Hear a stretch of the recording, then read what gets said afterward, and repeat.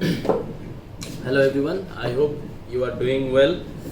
So now we will continue with the next part of the animal kingdom from the lecture that I have given you in the last class. From there the आगे का portion that we will do now. Okay, so today we are going to discuss about the basis of classification. That means we have divided 15 lakh animals into 11 phylums. So on what basis did we do this division? On what basis those 15 lakh animals are placed and in different groups? So what is the basis? So that basis is what we are going to start today. Let's see where we can go.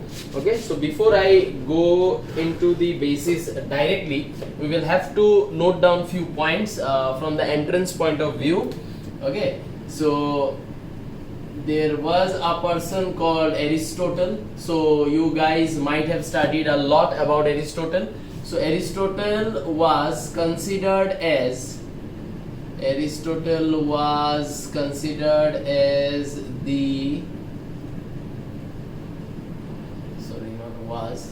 Aristotle is considered as the father of zoology or father of biology. So we have given such a big title to this particular person, Aristotle. You might have seen him in your books, and all the diagrams were there in the 9, 10, 8. The diagram is there of Aristotle. So we have given him such a bigger name, father of zoology, biology. That means in the world, till the time anybody reads zoology or biology, everyone is going to know about him. We have made him immortal in a way. Okay, so how or why did we give him such a big name? Why did we make him immortal? We made him immortal, we gave him such a big title because this person gave the first, you can say, basis of classification. So the classification that we are doing now, actually the idea of doing that classification was given by whom? Was given by Aristotle. Okay, so he gave the first basis of classification. What did Aristotle do? So this Aristotle, he used to live around 300 before Christ, BC, like that. Okay, so what did he do at that particular time? He took many animals, he took many organisms, you can say, and he tried to divide them into two groups. Okay, so he divided, so what did he do? He divided many, what do we say, many organisms into two groups. Okay, and what are those two groups? Okay, which one is called as Anaima, and then there was one which was called as Anaima. So very similar names, very similar spellings. Okay, but you will have to mark out the differences between the two. So what did he say? Which one is what? He said the organisms with no red blood. The organisms with no red blood. Okay, and these are the organisms with red blood. Okay, so what he basically did, he basically took many organisms and then he started to cut, or he started to pierce those organisms. So when you will cut or pierce any of such organisms, then what he took the basis as to divide them, he saw that किसके body से blood colour का, किसके body से red colour का fluid निकल रहा है and किसके बॉडी से कलरलेस फ्लूइड निकल रहा है. ठीक है ना. तो जिन का बॉडी से कलरलेस फ्लूइड निकल रहा है, they were placed here, and जिन के बॉडी से रेड ब्लड निकल रहा है, कलर्ड फ्लूइड निकल रहा है, he placed them here. Okay, so now under that circumstances what will happen? See, with red blood, okay, for example, with red blood he took a cat, he took a dog, he took a human, and he said like all of them, bird, you can say bird, reptile, in reptile you can take snake. So all these animals, whenever he pierced them or he cut them, a part of them, the red blood oozed out. So when the red blood came out, he said they belong to this. And what about here? See, here what will happen? Plants, cockroach, etc. They all will come under this, because if you cut a cockroach, the cockroach has a colorless blood. If you cut a plant, the plant will have a colorless fruit coming out of it. So how can a plant and cockroach be in the same group? So whatever classification that Aristotle made, that classification was not a correct classification. Okay, but at least he gave the idea how to do the classification. And on the basis of that idea, today we have 5 or 6 kingdom classification. Then in our animal kingdom we have several phylum. Within phylum there are several class. Within class there are several order. So this idea of taxonomic hierarchy, is not it? Of taxonomic hierarchy. This idea of taxonomic hierarchy, it came from where? It came from here, from this person. And hence we are able to classify so many animals under a kingdom, okay, under a phylum, under a class, like that. So the idea, he was the one who gave that idea, and that is the reason why he has got such a bigger name. So as the science progressed, as the human civilization has come out, or they have grown more technically, they have grown more like with better ideas, is not it? So as the time passed, people came to know that this classification is not a right one. At that time, near about 1700s, उस time पे there were some group of scientists, and those group of scientists have brought out some kind of different things. Like a group of scientists, you can say a group of scientists, okay, at around 1700 AD said that the animals will be placed under a group called what? Under a group called metazoa. Okay, then there came some group of scientists who said that there are plants, there are animals, there are other organisms, but we are going to put those organisms, or we are going to call those organisms as animals, okay, only when they will fulfill certain criteria. And what were those criteria? Those criteria were the 3 criteria that I discussed in my last video. That is holozoic mode of nutrition, that is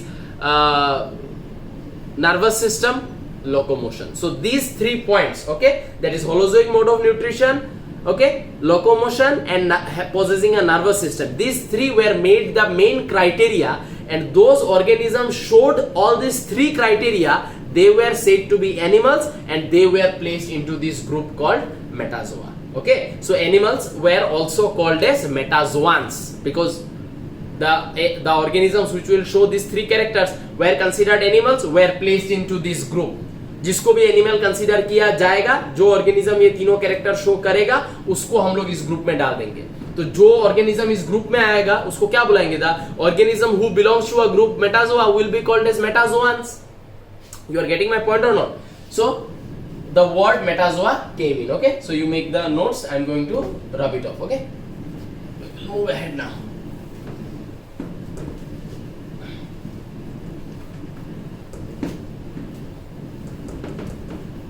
Okay,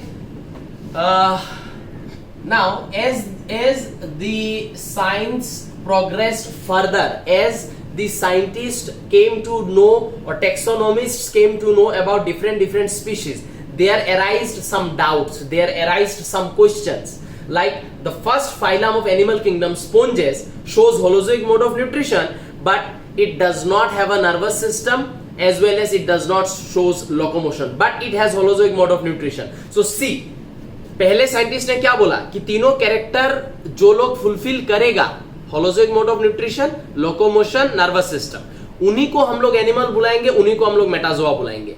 then discovery होते गया, नया नया animal निकलते गया. So as the scientist found new animals, they have seen that there are some animals which shows holozoic mode of nutrition, the main character, but they do not show what? They do not show locomotion, they do not possesses any kind of nervous system. So यहाँ पे क्या हो गया? एक exception आ गया.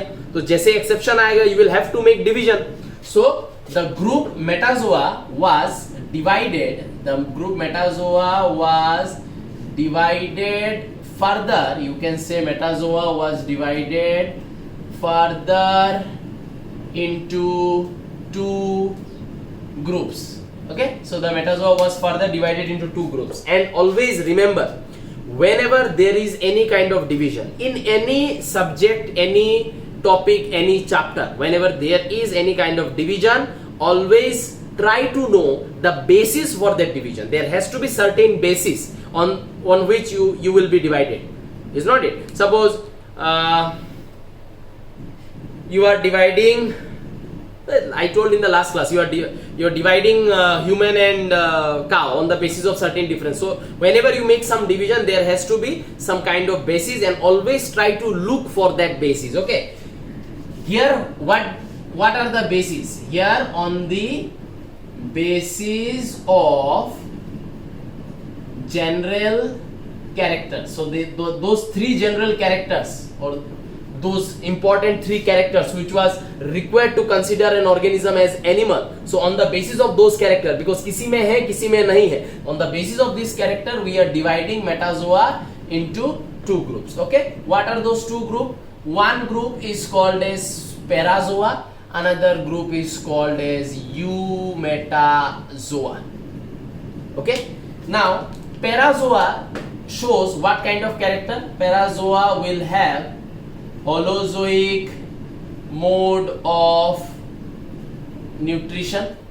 Okay, eumetazoa will also have the same, but it will have no locomotion. Okay, it will show locomotion. It will have no nervous system. Okay, it will have nervous system. Okay, so I hope you are getting my point. इसके बाद अगर on the basis of this character, if I write examples, then in parazoa we will get only one phylum, and that is phylum sponges. So sponges are like this. They will not move. They will attach themselves at certain part, and they will stay over there. They don't move. They also do not have any kind of nervous system present in their body. Okay, so sponges. And remaining all other phylum, that is from phylum Coelenterata, the phylum number 2, till the last phylum, that is Chordata. So this is what? This is eumetazoa, or they will be considered as eumetazoa. Okay, so I hope you are quite acquainted now with these divisions that I have talked about. This is about the general characters. Okay, now we will enter inside the main basis of classification. Okay, now we will talk about that how all the 11 phylums were divided, what was the basis, and why they were divided. Okay, so now we will move to the basis of classification. You can make notes from this. Okay.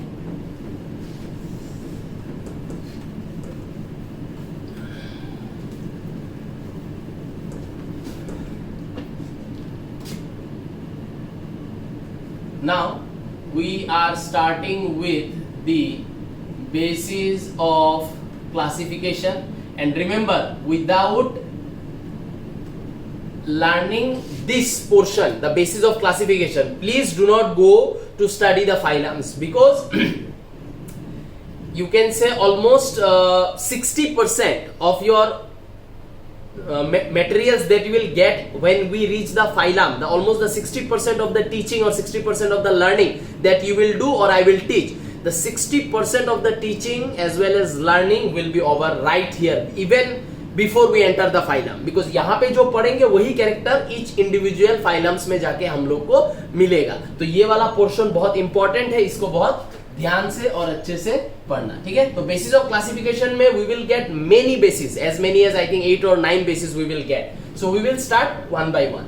So the first basis that I am going to talk about now is on the basis of body organization. Okay, so the first basis is on the basis of the body organization. That means body कैसे organized है, body का shape and size क्या है, ठीक है ना, body दिखने में कैसा है. तो on the basis of body organization, how the body is organized, on the basis of that, the first division or the first basis comes out. Okay, so here we will talk about on the basis of body organization. Here we are going to find 3 types. Okay, and in these 3 types, the first type that we will get is called as, it is called as, sorry,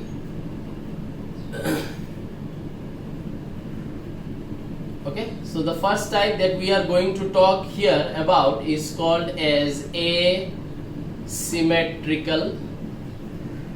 Okay, asymmetrical body, or you can also call it as a body which is made up of cellular organization. Okay, so this type of body which has no see, symmetry means what? Symmetry means proper shape, proper size. That is what symmetry means. Asymmetrical का माने, जहां पे भी हम लोग word a use करेंगे, ए का मतलब क्या हो जाता है? नो. तो that means no symmetry, no body shape, no body proper body size, है ना? यही तो एसिमेट्रिकल का मतलब है. तो यहाँ पे हम लोग देखेंगे जो ऑर्गेनिज्म होगा, that organism will have no definite shape or size.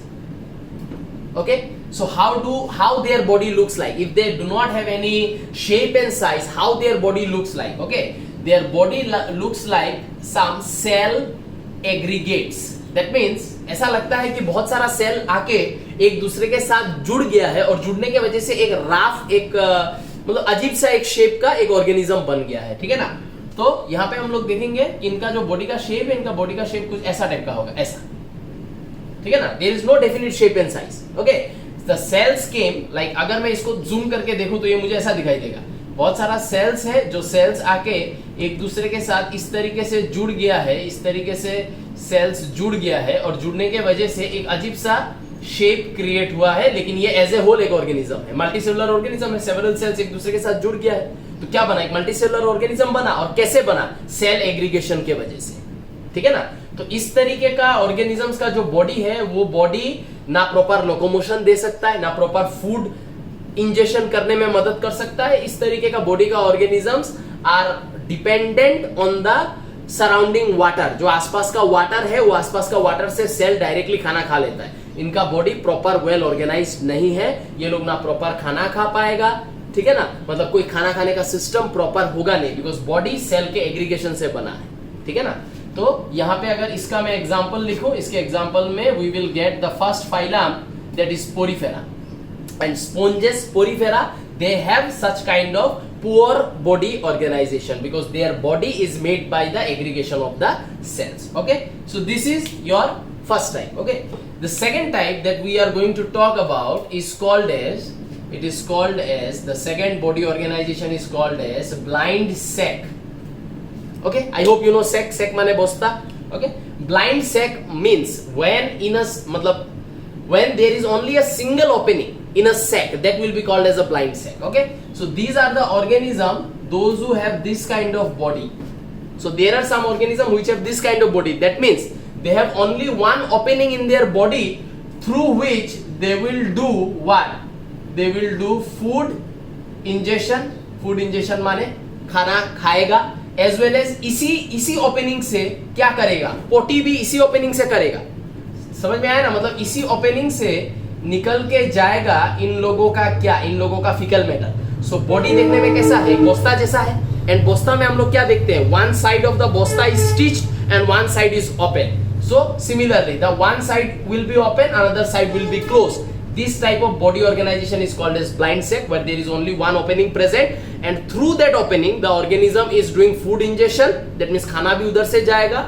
ठीक है, खाना इधर से घुसेगा, इधर खाना डाइजेस्ट होगा, एब्जॉर्ब होगा. ठीक है ना? ये अंदर का जगह ऐसा टाइप का है, इस ऑर्गेनिज्म का ऐसा टाइप का है. तो इस ओपनिंग से खाना अंदर गया, यहाँ खाना गया, यहाँ खाना को डाइजेस्ट किया जाएगा. ये वाल का सेल्स उस जो डाइजेस्टेड है उसको एब्जॉर्ब करेगा. जो डाइजेस्ट हो गया, डाइजेस्टेड न्यूट्रिएंट्स को एब्जॉर्ब कर लेगा. और जो अनडाइजेस्टेड न्यूट्रिएंट्स रहेगा, जिनको एब्जॉर्ब नहीं कर पाया या डाइजेस्ट नहीं कर पाया, उसको यहाँ से फीकल मैटर के जैसा निकाल देगा। हमारे जैसा हम खाना खाते हैं, क्या होता है, पेट के अंदर उसको डाइजेस्ट किया जाता है, स्मॉल इंटेस्टाइन के अंदर उसको डाइजेस्ट किया जाता है, एब्जॉर्ब किया जाता है। जो खाना डाइजेस्ट या एब्जॉर्ब नहीं हो पाता है inside our alimentary canal, that is our faecal matter which comes out. समझ में आया ना? तो here this is what is blind sac. तो blind sac type of body किस किस में होगा? Blind sac type of body का अगर मैं एग्जांपल लिखूं कि किन किन ऑर्गेनिजम्स में ब्लाइंड सैक टाइप का बॉडी है, तो उस एग्जांपल में हम लोग को मिल जाएगा क्या? उस एग्जांपल में हम लोग को मिल जाएगा सिलेंटेरेटा, ओके, मैं शॉर्ट फॉर्म में लिख रहा हूं, ctenophora and platyhelminthes. So these are the three phylums, those will show blind sac kind of body. They will have one opening for food ingestion, one opening for removal of fecal matter, which is called as egestion. egestion, egestion. Okay, I hope you are done with the blind sac. You understood what is the blind sac. If you need to write the definition, you can write it here, that an organism which has a single opening serving the purpose of both mouth as well as anus, क्योंकि mouth से खाना अंदर जाता है और anus से fecal matter बाहर आता है, तो इसका एक ही ओपनिंग है जो mouth का भी काम कर रहा है as well as anus का भी काम कर रहा है। ठीक है, so these are the first two type that we are talking about. Okay, moving on to the third type. Okay, moving on to the third type. In the third type, we are going to find the most advanced type of body called as tube within tube kind of body plan. So tube within tube kind of body plan. So what is tube within tube kind of body plan? So those organisms which has tube within tube kind of body plan, okay, they will have a distinct, they will have two opening in their body serving two different purpose. They will have one opening which will be considered as mouth. That means through this opening they are going to do what? They are going to do food ingestion. And then they will have another opening which is called as anus, and through this anus they are going to do not food, they are going to do egestion.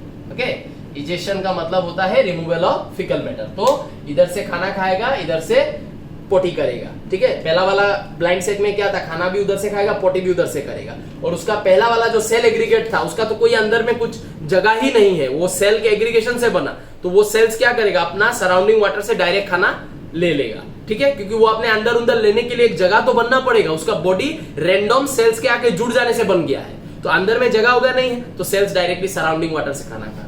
ठीक है, तो यहाँ पे खाना इधर से खाया जाएगा, फीकल मैटर यहाँ से रिलीज किया जाएगा। तो जिनका बॉडी ऐसा है that they have two distinct opening, one opening serving the purpose of mouth, another opening serving the purpose of anus, this type of body plan is called as tube within tube kind of body plan. Okay, and this body plan we are going to see this type of body plan from the phylum Aschelminthes to Chordata. Okay, so from phylum Aschelminthes till Chordata we are going to see this kind of body plan. Okay, so you can see, as I told you, if you want to study the animal kingdom, you will have to study the animal kingdom with an evolutionary point of view. See, as we have gone from phylum 1 to phylum 2, suppose phylum 1 is sponges. Sponges में हम लोगों ने देखा sales directly surrounding पानी से खाना खा रहा है। ठीक है, phylum 1 से जैसे phylum 2 मूव किए, सिलेंटेरेटा में आए, what we see in coelenterata, they have one opening, देखो बॉडी में ओपनिंग आ गया है, दे हैव वन ओपनिंग जिसके थ्रू खाना भी खाएगा, जिसके थ्रू फीकल मैटर भी निकलेगा। 2-3 फाइलम छोड़ दें, उसके बाद वाले फाइलम में आए तो वहां पे क्या देखेंगे, ये जो एक ही ओपनिंग था वो अब 1 से 2 में कन्वर्ट हो चुका है। देखो इवोल्यूशन हो रहा है, बॉडी जो है वो प्रॉपर ऑर्गेनाइजेशन में आ रहा है। So entire animal kingdom you will have to study from an evolutionary point of view, from one phylum to next phylum, whenever you will go you will see there are some definite changes, there are some developed characteristics. Okay, so this is what your tube within tube is, where there is distinct mouth and anus doing different purposes in the body. Okay, there is no single opening, there is dual opening. So in tube within tube kind of body plan, if we see from an evolutionary sequence, if we see the tube within tube kind of body plan from an evolutionary sequence or from an evolutionary point of view, what we will see there are some organisms in which mouth develops first. See, these organisms should have two opening. One is mouth, one is anus. Okay, so in some of the organisms which will come under tube within tube kind of body plan, that is this to this, among them some of them will have the mouth develops first and the anus develops later. Okay, mouth पहले बन जाएगा, एनास बाद में बनता है body में. Okay, सो इस तरीके का जो एनिमल्स है इनको हम लोग क्या बुलाते हैं? इस तरीके के एनिमल्स को हम लोग बुलाते हैं प्रोटोस्टोम्स. एंड प्रोटोस्टोम्स का अगर मैं एग्जांपल लिखूं तो यहाँ पे एग्जांपल में हम लोग को मिल जाएगा कौन? यहाँ पे एग्जांपल में मिल जाएगा एस्केलमिन्स. ओके, एस्केलमिन्स के बाद क्या था? एनेलिडा. ओके, एनेलिडा के बाद क्या था? आर्थ्रोपोडा. ओके, आर्थ्रोपोडा के बाद क्या था? Mollusca. Okay, so these organisms are called as protostomes because in them whenever this kind of body plan will be forming, okay, whenever they are in a embryonic stage and when this type of body organization will be forming in them, at that particular time their mouth will develop first, anus will develop later. Okay, but then there is another group. In that group what do we see? We see ulta. We see anus develops first and mouth develops later. This group is called as deuterostomes. Okay, and in this group we will find the remaining animals, that is from echinodermata to chordates. So echinodermata to chordates, ठीक है. Among them what do we see? We see that they have the anus developing first and the mouth developing later. Okay, एक question बहुत ज्यादा पूछा जाता है entrances में भी एंड तुम लोग का क्या बोलते हैं इसको, बोर्ड एग्जाम, सब्जेक्टिव एग्जाम में भी, ठीक है ना. क्या पूछा जाता है? देखो, Echinodermata. When we talk about Echinodermata we are going to find an example of Echinodermata as starfish. Starfish is something which is found in sea. Starfish, I hope you know how a starfish looks like, है ना. Cartoon channel वगैरह में देखा होगा starfish, है ना. So we do not see starfish that very frequent. We do not see starfish living very close to us. समुंदर कहाँ है? और समुंदर से भी starfish बहुत मतलब rarely निकल के आता है. Now we need to do deep sea diving to see an echinodermata, to see an starfish. It's not it. So starfish is not something which is often and on seen or often and on its presence is felt nearby us. But किसका presence हमारे आसपास feel होता है? Mosquito का. Mosquito क्या है? Arthropoda. किसका presence हमारे आसपास फील होता है? स्नेल का. स्नेल कौन है? मोलास्का. किसका प्रेजेंस फील होता है? आर्थवर्म का. आर्थवर्म कौन है? एनेलिडा. तो आर्थवर्म, कॉकरोच, मॉस्किटो, स्नेल, ये सब एनेलिडा, आर्थ्रोपोडा, मोलास्का, ये सब में. And we see them often and on. They live in a very closest habitat with us. हमारे आसपास ही रहता है. तो क्वेश्चन ऐसा पूछा जाता है कि दो मॉस्किटो एंड कॉकरोच, ऐसे बोल रहा हूं, दो mosquito and cockroach are found very often close to us, but still why we are evolutionarily more closer to starfish. समझ में आ रहा है कि नहीं? क्यों? क्योंकि हम कौन है? हम है कॉर्डेट. और स्टारफिश क्या है? इकाइनोडर्माटा. हमारे और स्टारफिश में सिमिलरिटी क्या होगा कि हम दोनों में ही, जब हम भी हमारे मम्मी के पेट के अंदर होंगे तो हमारे में भी हमारा एनास पहले डेवलप होगा, माउथ बाद में डेवलप होगा. सिमिलरली जब इकाइनोडर्माटा भी अपना एम्ब्रायोजेनेसिस कर रहा है तो इकाइनोडर्माटा का भी एनास पहले डेवलप होगा, माउथ बाद में डेवलप होगा. लेकिन अगर मॉस्किटो को हम लोग देखें, उसका माउथ पहले डेवलप हो जाएगा, एनास बाद में डेवलप होगा. तो we are more similar to whom? The starfish then the mosquito. तो दिस क्वेश्चन ये बहुत ज्यादा आता है, तो इसको ध्यान से थोड़ा देखना है. सो यही है 3 types on the basis of body organization. The first basis we have talked. Okay, moving on to our next basis. Okay, so तुम लोग यहां से देख के नोट बना लेना.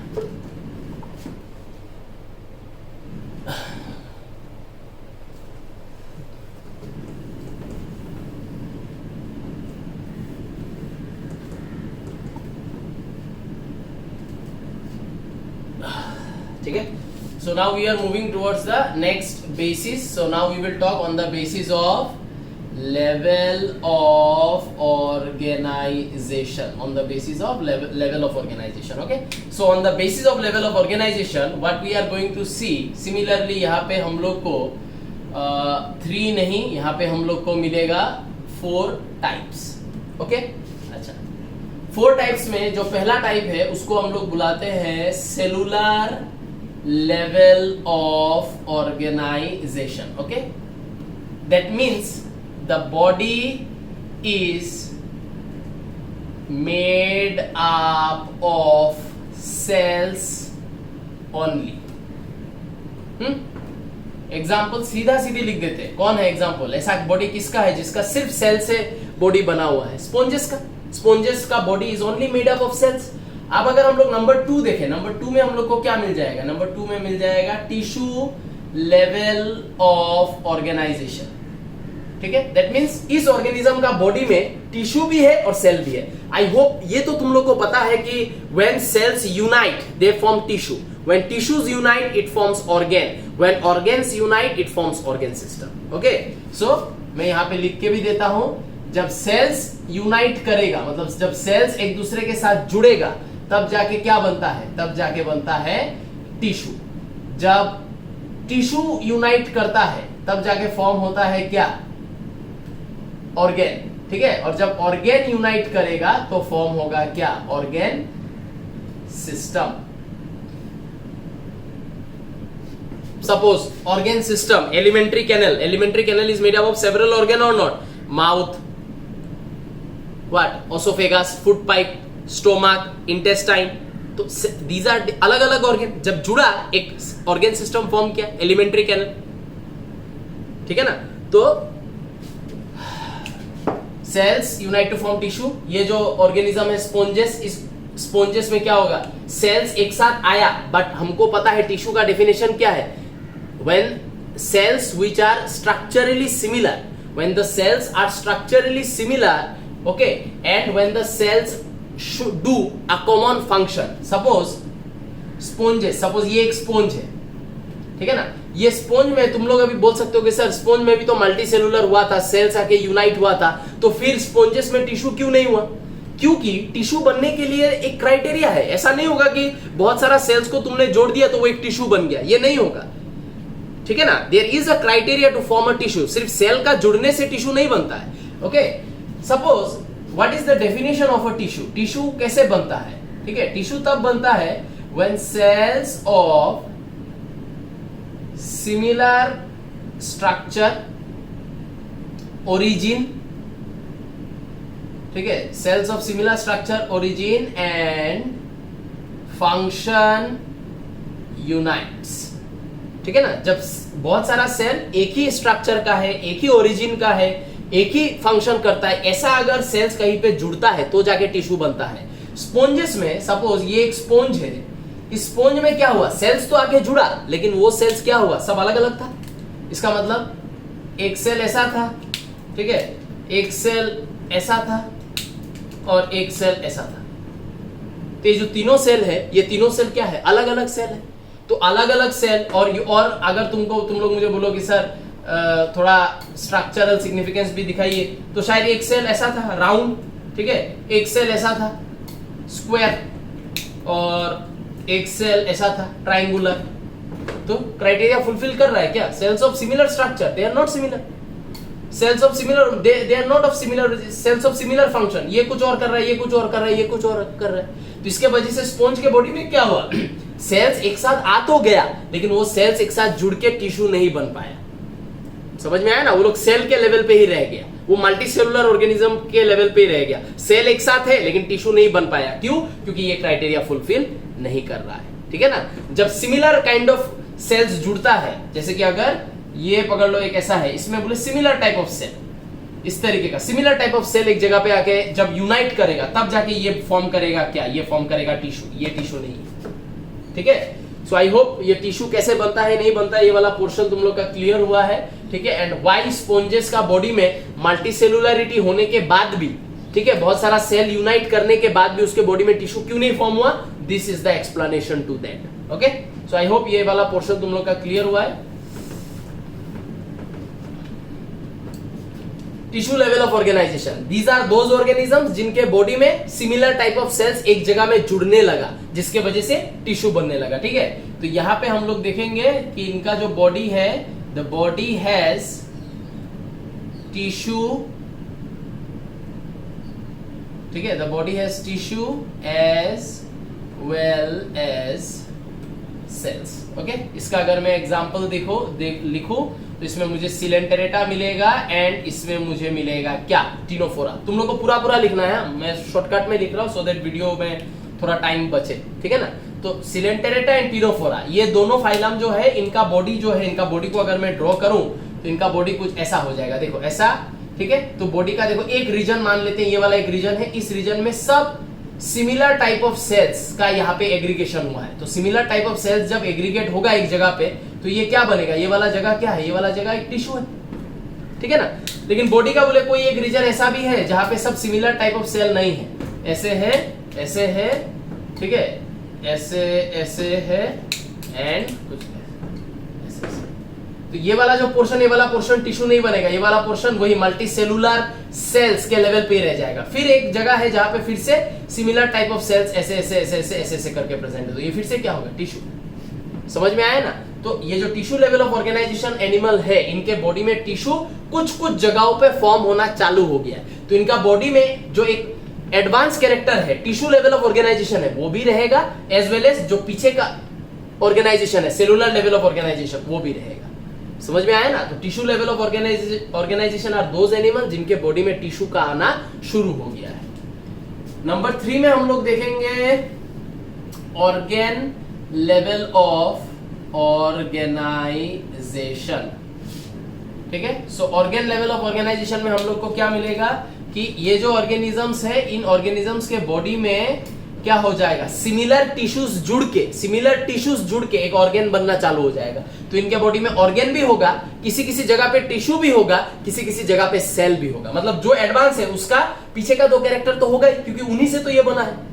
समझ में आया ना।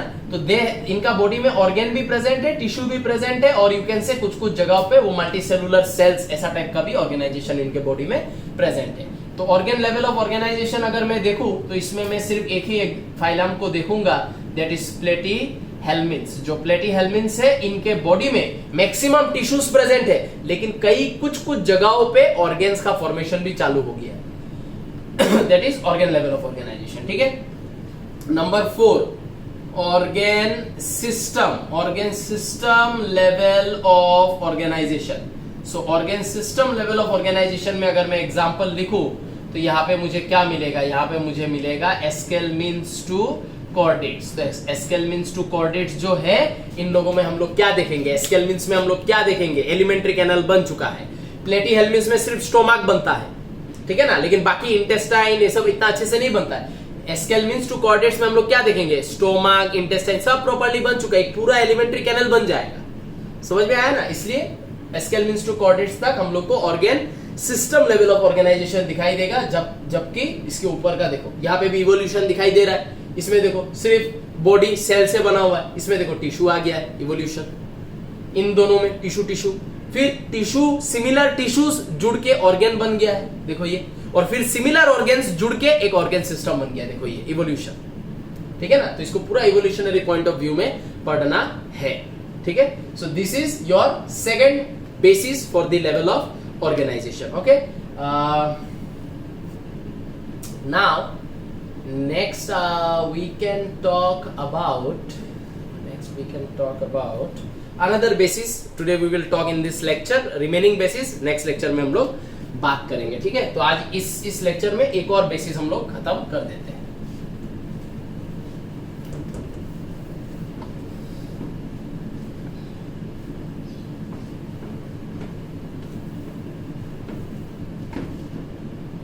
ठीक है, जो थर्ड बेसिस आज हम लोग बात करेंगे, that is on the basis of jam layers, ठीक है। अच्छा, इसमें हम लोग को मिलेगा 2 टाइप्स में पहला जो टाइप है उसको हम लोग बुलाते हैं क्या, उसको हम लोग बुलाते हैं diploblastic animals. So diploblastic animals are those animals which have 2 germinal layers, So they have two germinal layers present in their body, इसलिए डिप्लो, ठीक है ना. तो what are those two germinal layers that they have? They will have a solid layer which is called as ectoderm. They will have another solid layer which is called as endoderm. ठीक है. बीच का एक layer होगा इनका, ये दोनों solid layer के बीच में, ये एक सॉलिड लेयर है, ठीक है, एक्टोडर्म. ये भी एंडोडर्म जो है ये भी एक सॉलिड लेयर है, ठीक है. So in between two solid layer there will be one layer which will not be a solid layer, which is called as mesoglia. तो ये जो mesoglia है, ये mesoglia क्या है? This mesoglia is basically what? This is basically a jelly-like undifferentiated. It is a jelly-like undifferentiated layer. Okay. So jam layer बनने के लिए सॉलिड होना बहुत जरूरी है. अगर कोई जाम लेयर सॉलिड नहीं है तो उसको हम लोग जाम लेयर नहीं बुलाएंगे. तो ये डिप्लोब्लास्टिक एनिमल जो है, इनके बॉडी में दो सॉलिड लेयर प्रेजेंट है, एक है एक्टोडर्म, एक है एंडोडर्म. लेकिन बीच का जो जगह है वो थोड़ा सा लिक्विड टाइप का है, जिसको हम लोग क्या बुलाते हैं? मेसोग्लिया. ठीक है ना. जार्म लेयर्स आई गेस तुम लोगों ने 9-10 में पढ़ा है. जार्म लेयर्स क्या होता है? जैसे कि जाइगोट पढ़ा है तुम लोगों ने, जाइगोट. तो जैसे कि पढ़ा है ना, स्पर्म एंड ओवम जब फ्यूज होता है तो जाइगोट बनता है. Zygote is a single cell. तो हम लोग भी क्या है, एक सिंगल सेल से इतने बड़े ऑर्गेनिज्म बने हैं, है ना. तो जब हमारे पेरेंट्स का स्पर्म एंड ओवम जब वो फ्यूज हुआ, हमारा पेरेंट्स का स्पर्म, फादर का स्पर्म, मदर का ओवम माने एग, मदर का एग, फादर का स्पर्म जब फ्यूज हुआ तो मदर के पेट के अंदर एक सिंगल सेल बना था, जिसको हम लोग क्या बुलाते हैं? जाइगोट. और वो एक सिंगल सेल से एक पूरा बच्चा बन जाता है. तो सिंगल सेल से एक पूरा बच्चा कैसे बनता है? वो जो सिंगल सेल है, वो सिंगल सेल क्या करता है? Mitosis, I hope meiosis, mitosis तुम लोगों ने पढ़ा है. माइटोसिस कर करके पकड़ लो, एक सेल है सिंगल सेल. इस सिंगल सेल को हम लोग क्या बुलाते हैं? जाइगोट. ठीक है. ये सिंगल सेल एक पूरा बच्चा बन जाता है. ये सिंगल सेल क्या करता है? ये सिंगल सेल करता है माइटोसिस. एंड माइटोसिस से ये क्या करता है? नंबर्स अपना बढ़ाता है, इंक्रीज करता है. तो जब एक जाइगोट अब बहुत सारा सेल बना लेगा तो वो सेल्स एक साथ जुड़ के, एक साथ कोलाबोरेट करके वो लोग जर्मिनल लेयर्स का फॉर्मेशन करता है. तो सपोज ये जो जाइगोट है ये माइटोसिस कर रहा है और करके ये अपना नंबर्स बढ़ा रहा है. नंबर्स बढ़ाते बढ़ाते एक टाइम आया जब ये जाइगोट सिंगल सेल के लेवल से 3000 सेल के लेवल पे पहुंच गया. सपोज 3000 सेल के लेवल पे पहुंच गया. तो 3000 सेल के लेवल पे पहुंचने के बाद क्या होगा? 1000 सेल्स एक साथ कोलाबोरेट कर जाएगा, करके ये बनेगा एक्टोडर्म. 1000 सेल्स कोलाबोरेट करेगा, करके क्या बनेगा? एंडोडर्म. रिमेनिंग 1000 सेल बीच में कोलाबोरेट नहीं कर पाया तो वो क्या रह गया? वो जेली लाइक रह गया. तो उसको हम लोग क्या बुलाते हैं? मेसोग्लिया. अगर वो 1000 सेल्स बीच का वो भी अगर कोलाबोरेट कर जाता तो यहाँ पे भी क्या होता है? एक सॉलिड लेयर बनता. उसको हम लोग क्या बुलाते हैं? मेसोडर्म. समझ में आया ना. तो यहाँ पे बीच का जो सेल्स है वो कोलाबोरेट नहीं कर पाया प्रॉपरली, इसलिए ये जो जार्म लेयर है, ये जार्म लेयर लिक्विड टाइप में रह गया, सॉलिड नहीं बन पाया. तो सॉलिड नहीं बन पाया तो इसको हम लोग जार्म लेयर बुलाएंगे ही नहीं. So this is how diploblastic animal का germinal layers are form. Endoderm, ectoderm and बीच का रीजन है जिसको हम लोग मेसोग्लिया बोलते हैं. इसका अगर मैं एग्जांपल लिखूं तो एग्जांपल में हम लोग को दो ही ऑर्गेनिजम्स मिलेगा, सिलेंटेरेटा एंड टिनोफोरा. ठीक है ना. स्पॉन्जेस जो है उसका बॉडी में सेल्स आके एक साथ एग्रीगेट होता है, सेल एग्रीगेट होता है, लेकिन वो सेल्स जर्मिनल लेयर तक नहीं बना पाता है बिकॉज उनका collaboration is not in a proper और definite way. So cells will come and they will collaborate, they will get aggregated together, but there will not occur any kind of functional collaboration और structural collaboration. इसलिए sponges में germinal layers होता ही नहीं है. हाँ, कुछ germinal layers like layer, germ layer like layer कुछ होता है, वो जब हम लोग फाइलम स्पॉन्जेस शुरू करेंगे तब तुम लोग को समझ में आएगा. ठीक है ना. अभी के लिए इतना. तो ये दो फाइलम का नाम याद रखना. ठीक है. तो ये दोनों है example of diploblastic animal. Now we will move to the next second type. Okay. तो ये मैं मिटा रहा हूं. सेकंड टाइप जो है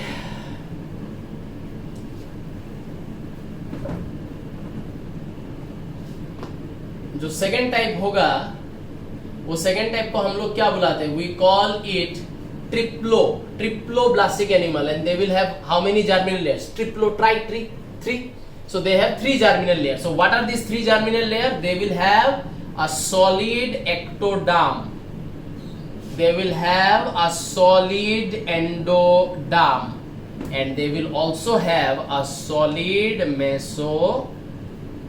So they have, these are the solid layers. देखो मेसोग्लिया जो थोड़ा सा लिक्विड टाइप का था वो इसमें क्या हो गया, सॉलिड बन गया. इवन हम लोग ऐसा देखते हैं सिलेंडरेटा में mesoglea is more liquid type, Ctenophora में इट बिकम्स लिटिल बिट गाढ़ा माने thicker, and in case of the next phylum platyhelminths it becomes a completely solid layer. ठीक है, तो यहाँ पे अगर मैं एग्जांपल लिखूं तो यहाँ पे एग्जांपल में हम लोग को मिल जाएगा क्या, यहाँ पे एग्जांपल में मिलेगा प्लेटीहेल्मिन्थ्स टू कॉर्डेट सब लोगों में. ठीक है ना, ड्यूरिंग एम्ब्रायोजेनेसिस माने development, formation of embryo, development of embryo, उसमें हम लोग क्या देखेंगे, इन सब फाइलम में जो जर्मिनल लेयर्स है वो 3 जर्मिनल लेयर्स बनेगा. ठीक है, एक्टोडर्म, मेसोडर्म, एंडोडर्म. ठीक है, स्पॉन्जेस में there is no germinal layer because वो एनिमल का body organisation is very poor. Coelenterata में थोड़ा सा बॉडी ऑर्गेनाइजेशन आना चालू होगा लेकिन बीच का लेयर बहुत ज्यादा लिक्विड टाइप का, जेली टाइप का रह जाएगा. इन केस ऑफ टिनोफोरा बीच का लेयर अभी भी लिक्विड जैसा है लेकिन थोड़ा सा थिकर हुआ है, गाढ़ा हुआ है, thicker, I hope you know. ठीक है, एंड प्लेटीहेल्मिन्थ्स में देखो इवोल्यूशन देखो, प्लेटीहेल्मिन्थ्स में कंप्लीटली सॉलिड लेयर में कन्वर्ट हो गया. तो प्लेटीहेल्मिन्थ्स से हम लोग को एक डेफिनेट लेयर मिलेगा, मेसोडर्म. ठीक है, तो एम्ब्रायोजेनेसिस जब एम्ब्रायो डेवलप होता है तो हमारा सेल्स अपना नंबर्स बढ़ाता है, बढ़ा के अपने बीच में कोलाबोरेट करके ये 3 लेयर या 2 लेयर का फॉर्मेशन करता है. यही 3 लेयर या यही 2 लेयर हमारे बॉडी का सारा ऑर्गेन सिस्टम जो भी बनाना है वो सारा यही जर्मिनल लेयर बनाता है. जैसे कि हमारा स्किन. ठीक है, आज मैं भी जब एम्ब्रायो था तो मेरे बॉडी में भी क्या हुआ, ये तीनों जर्मिनल लेयर बना और फिर ये तीनों जर्मिनल लेयर ने अपना अपना ऑर्गेन सिस्टम बनाना चालू कर दिया. For example skin is a organ, तो स्किन को किसने बनाया, एक्टोडर्म ने बनाया. ठीक है ना, एक्टोडर्म और मेसोडर्म ने मिलके बनाया. फॉर एग्जांपल हमारा हार्ट, ठीक है ना, हमारा हार्ट को किसने बनाया, मेसोडर्म ने बनाया. फॉर एग्जांपल हमारा बोन को किसने बनाया, मेसोडर्म ने बनाया. समझ में आया ना. तो इस तरीके से जर्मिनल लेयर्स फॉर्म होता है और फिर हर जर्मिनल लेयर अपना अपना रिस्पॉन्सिबिलिटी ले लेता है कि मैं ये ऑर्गन बनाऊंगा, तुम ये बनाओ, लाइक दैट. ठीक है, तो आई होप ये तीनों जर्मिनल लेयर्स का जो भी डिस्कशन था ये तुम लोग को समझ में आया है. जर्मिनल लेयर्स क्या है नहीं है समझ में आया है, और भी आई थिंक 4-5 बेसिस और बाकी है. We will do it gradually. Okay, तो आज का वीडियो देख लेना और इसका नेसेसरी नोट्स बना लेना. ठीक है, okay, see you then next class.